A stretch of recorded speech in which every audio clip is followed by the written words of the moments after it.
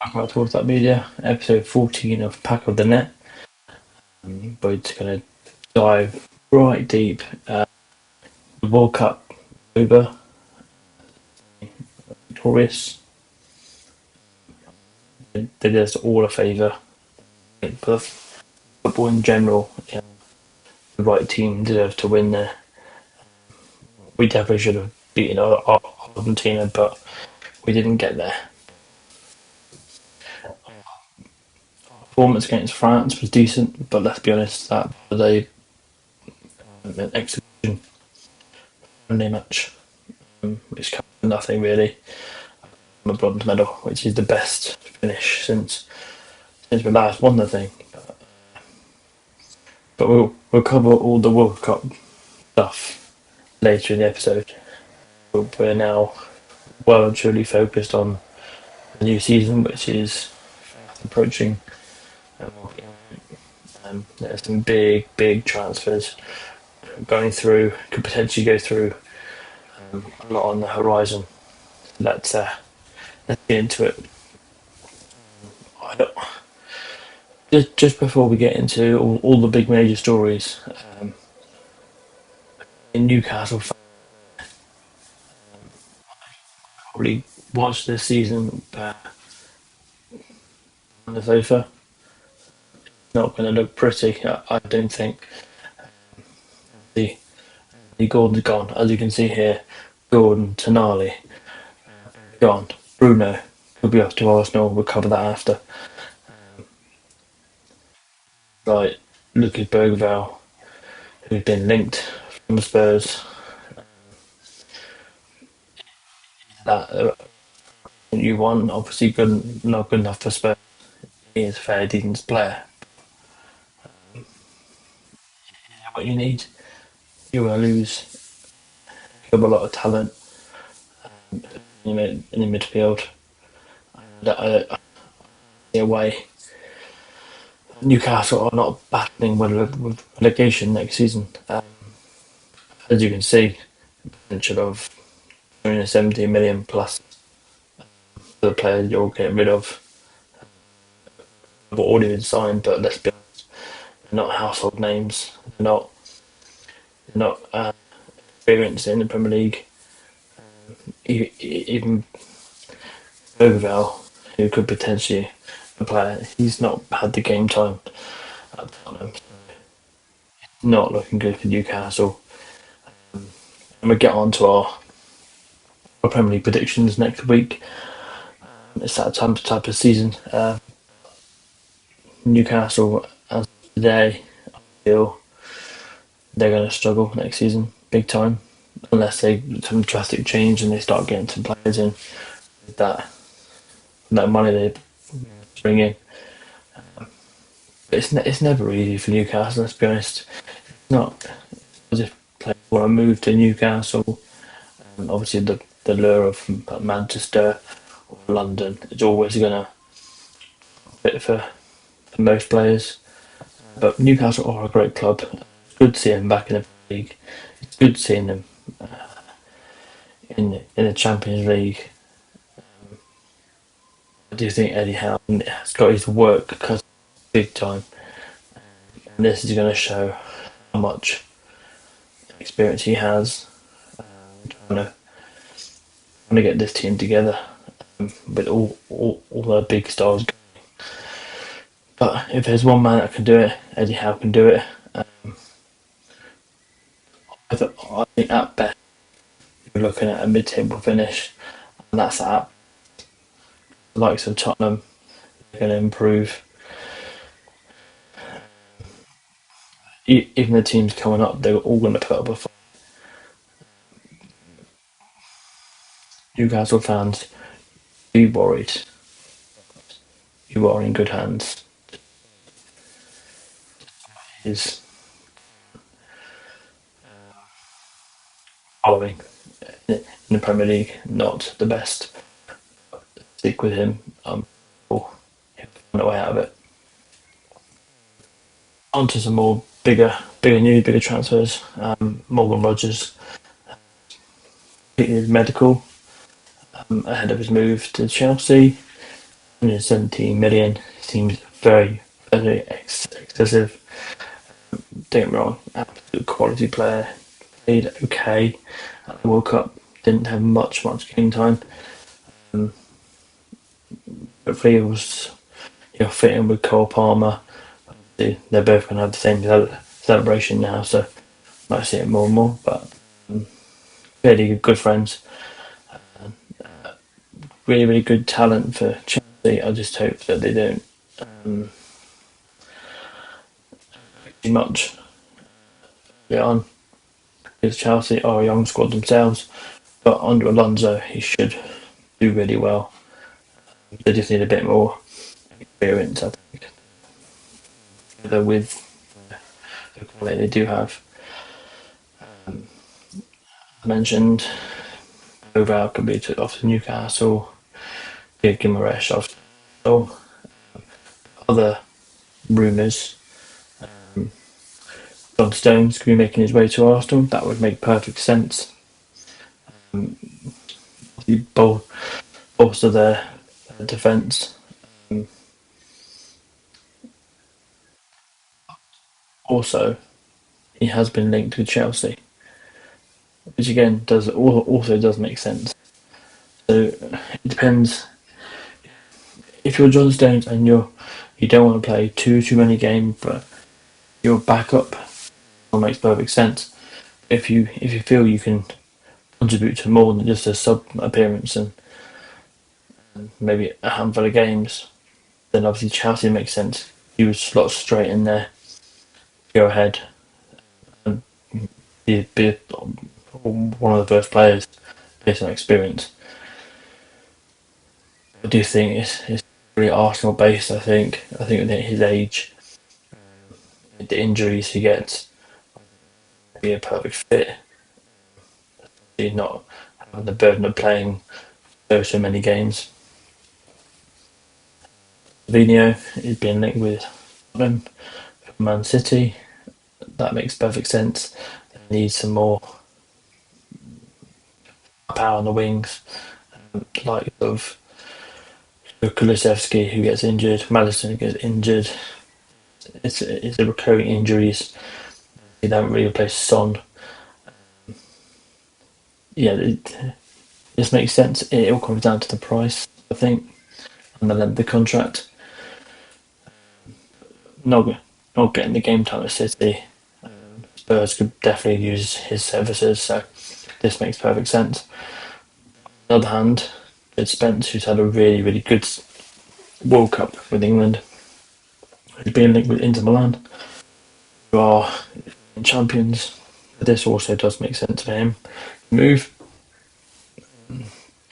after a really good World Cup, and to be honest, we probably all thought he wouldn't do much in that relegation scrap, because Spurs for 2 years, he definitely deserves a big push. This could complement the Italian team massively. A slower game, less physical, on the injury front as well. Demands you just really open up for Jed. This all does make perfect sense. Somerville, obviously linked to Man United. This I think will happen. Obviously, don't want to lose their players, but it's inevitable. The Championship, they're gonna get interest and reduce price as well. It's difficult being in the EFL, the Premier League. You do have a restrictions against you. But yeah, it makes perfect sense. And he's a decent player. Will give them pace, momentum going forward. Victor Gyökeres, he's heavily being linked with and him move for Julian Alvarez. This makes sense because Alvarez is the better striker. Gyökeres did a lot better on the back end of the season. He got to that Champions League final, won the league. need to be careful whether they change too much. Whereas doing it wrong is an absolute quality player and would slot straight in there with Arsenal. Probably playing with Gyökeres will be a preferred option. I think the money would be too much for Elvin, hence why he's probably part of the deal. Stupinan wants a Brighton, really good fullback. He's being linked with a move from AC Milan to Aston Villa. Again, his time in the Premier League was really good, scoring loads of goals for Brighton. Did really well. So again, all these transfers make sense. See why every team's doing what they're doing. The Victor Gyökeres one maybe slightly not what I expected. We do have some possible transfer deals that have come through today. So that's Nico Williams from Bilbao to Arsenal. This would help out on the left. The Trossard up at the bottom to push it. He played really well for Spain and assisted with the winning goal. He is lightning quick. His trickery 10 times better than Trossard. This would make absolutely perfect sense. And would definitely push Martinelli for the left hand side spot. Yeah. Again, it just comes down to the price tag because Bilbao do pay quite well. Because of their Basque region, they don't spend much on recruitment, if anything. The wages can be really good. Arsenal would definitely be a positive move for him and for Arsenal. Big news from Jared Bowen has to West Ham, which is great to see. He's in the Championship. He's a player. He's going to tear it up in the Championship and put it past him being Golden Boot. West Ham should come straight back up, but losing the likes of Andrew Somerville, Mateus Fernandes is gone, will prove difficult to replace. Owen is there. He'll make players positions and stuff, so are in a good position, but you can't be complacent in the Championship. It takes no prisoners. You could be playing in the league week 40 and you lose. It's definitely not a given, but I think West Ham have a really good chance for it to pick up. Another move that could potentially happen is Cody Gakpo to Tottenham. This probably goes along with the Sabino noted before, left and right wings. Is a decent player, don't get me wrong, very good in the orange of Holland, but hasn't exactly pulled up trees at Liverpool.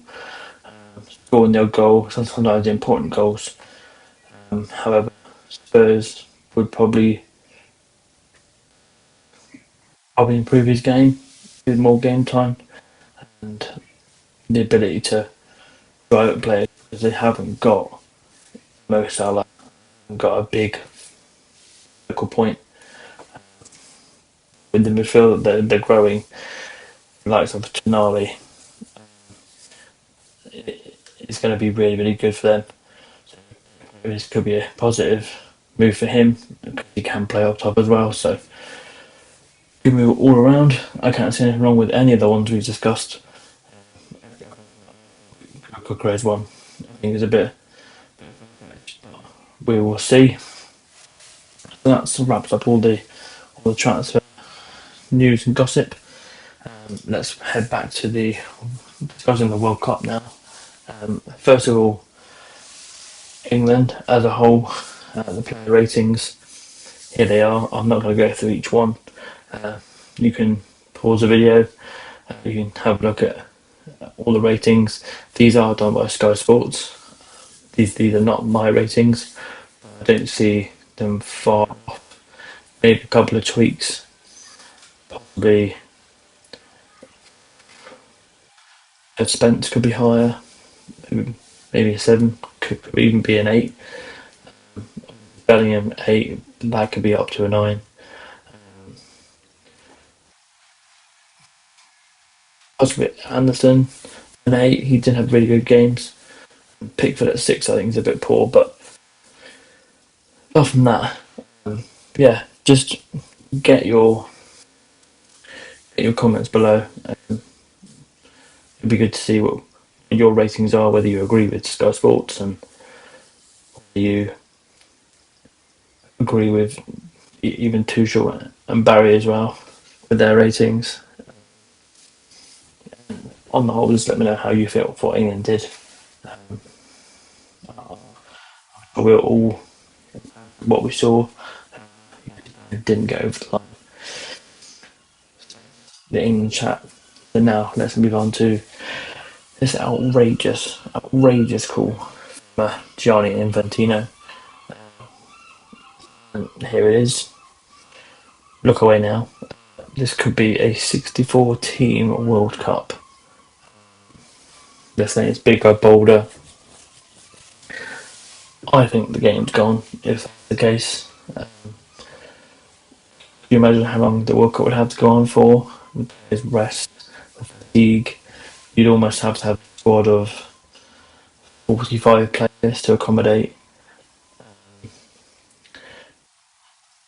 I've broken it down to what could potentially happen. It could be 16 groups of 4. Top 2 qualify.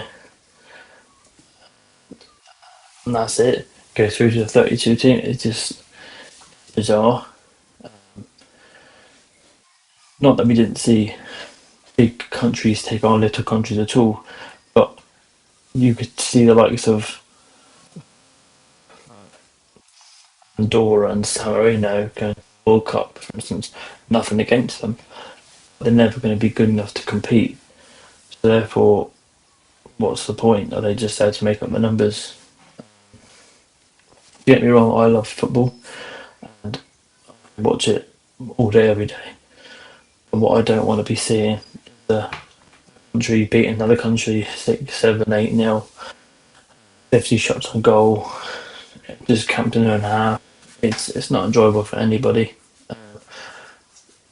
One of the best games we saw this World Cup was Cape Verde. They were excellent, but not every team is going to be able to do that. It's whether you think it's beneficial to the big teams. I think it is. I think it is only going to mean that the likes of like an Italy, who have really struggled, few World Cups to even qualify, they're going to get in. Surely they can't miss out on a 64 team World Cup. Surely. Anyway, let's have your thoughts on this crazy idea. It'd be good to see how you would do the concept of it. This is just based on what I think will happen. 144 games in the space of 6, 7 weeks. That's really mental. It is across Spain, Portugal, Morocco. I think it's Uruguay and Argentina as well. You got to think of the travel. Evil is going to cost for fans to get everywhere. There's more games. There's more obviously traffic, and as nice as it sounds, they should have just kept it even at 32. I know they opted to 48, and it was a really good World Cup.